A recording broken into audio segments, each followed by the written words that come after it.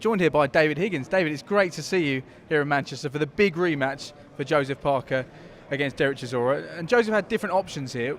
Why did you decide on taking this rematch? I think it's just whatever makes the most sense.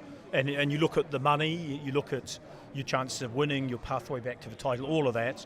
Also who you're working with, like some promoters might pay you and other ones might not. So once you weigh that all up, Chisora made the most sense.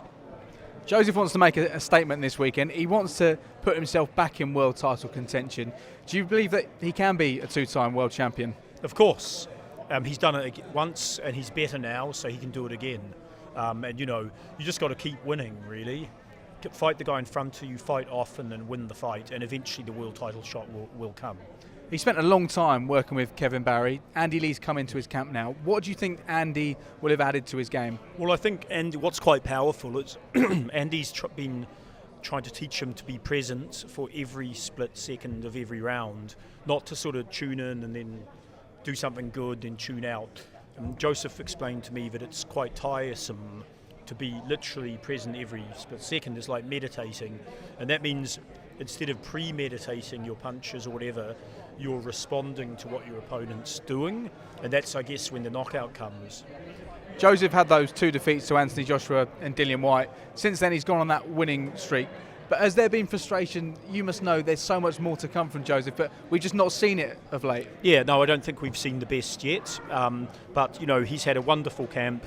He's in a great mood, well prepared, and so everything's set up for that performance on Saturday.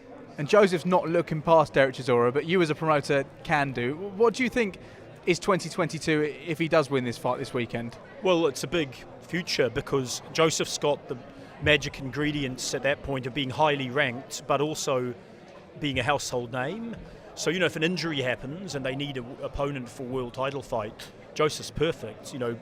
Good name and good to work with, highly ranked. So Joseph just has to win the fight, and then I think within 18 months at maximum we should have another world title shot. Is Joe Joyce a potential opponent? I know Joe previously called out Joseph. He's going to fight again in February, Joe Joyce is. So could that be a potential one? Yeah, Number one with the WBO? Of course. Everyone's a potential opponent, and Joyce has been calling us out relentlessly. So that would be a good pathway for the WBO. And finally, I know you've got to head off to Liverpool. What happens in 2022 when it comes to the world heavyweights? Are we going to see an undisputed? I think Usyk will beat Joshua. Joshua might win, and Fury probably beats Whyte. And then, but if Joshua wins well, then you could have Fury Joshua back on as an interesting fight. So you never know. You need a crystal ball to answer that question.